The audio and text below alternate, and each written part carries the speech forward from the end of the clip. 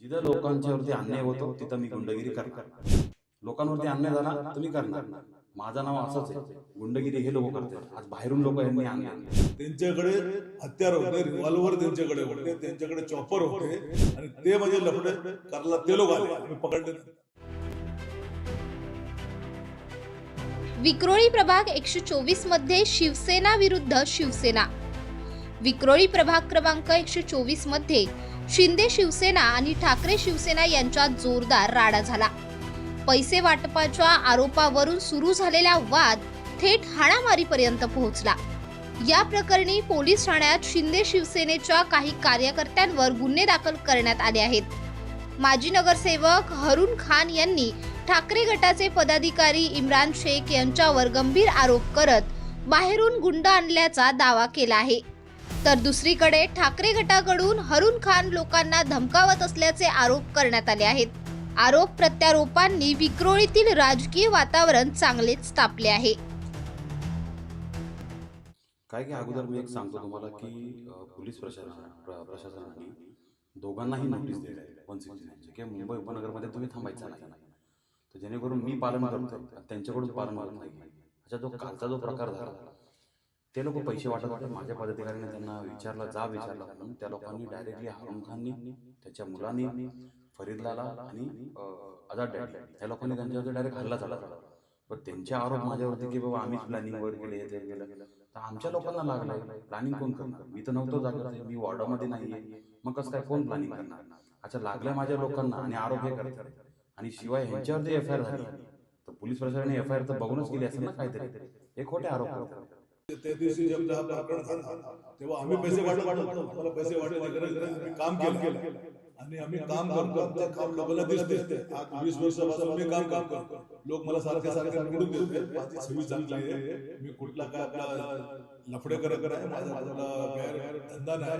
पण हा आल्यापासून लोक पैसे वाटतो. सारखं मी पोलिसांना सांगत होतो हे होता रात्री 3:30-4 वाजता पैसे वाटताय, लोकांना धमकावताय.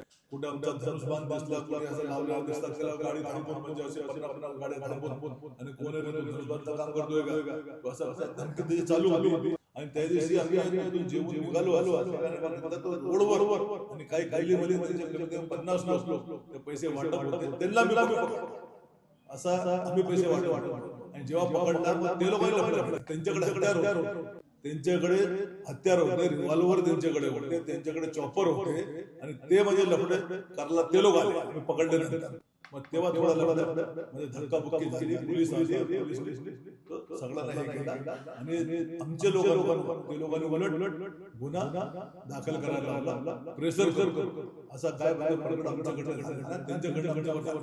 मी एकच सांगेल, गुंड कशाला झाला बघा. मी लोकांची सेवा करतो. 10 वर्षाला मी घाटकोपरची लोकांची सेवा करतोय. माझं NGO IPS club and foundation. मी आजपर्यंत कोणी माझ्या ऑफिसला आलं, कोणाला असं नाही की मी मदत केली नाही. मी सर्वांना मदत करतो प्रत्येक टाइमला. जिथं लोकांच्यावरती अन्याय होतो तिथं मी गुंडगिरी करणार.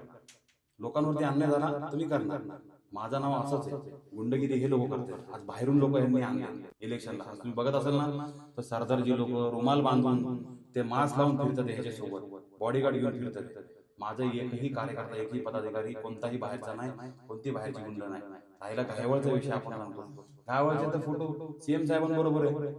मागे त्यांचे CM होते ते एकनाथ शिंदे साहेबांबरोबर, त्यांच्याबरोबर फोटो आहे. मग ते काय गुन्हेगार झाले का शिंदे साहेब? पण फोटो असल्यावर माझ्या मित्रांच्या थ्रू कोणी फोटो काढले तर फोटो काढला म्हणून गुंड झाला? माझा काही संबंध नाही. कधीही तुम्ही काढा, कितीही तुम्ही कुठेही विचारा, काही करा, माझा व्यावहारिक संबंध नाही, कसलाही संबंध नाही. हे फक्त आरोप लावायचे कारण आता हारणार आहे, हारण्याच्या ह्याच्यावर कगारवरती आहे तर काहीतरी आरोप लावायचे. हे फक्त आरोप चालू आहे. गुंड यांच्यावर फिरतात आज.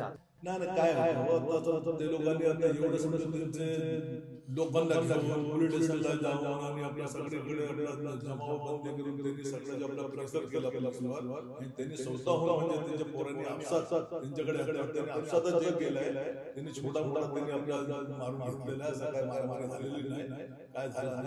पण ते गुन्हेगारीचे लोक जे स्थानिक लोक ते सुद्धा गुन्हेगारी त्यांच्या भोवताडी आणि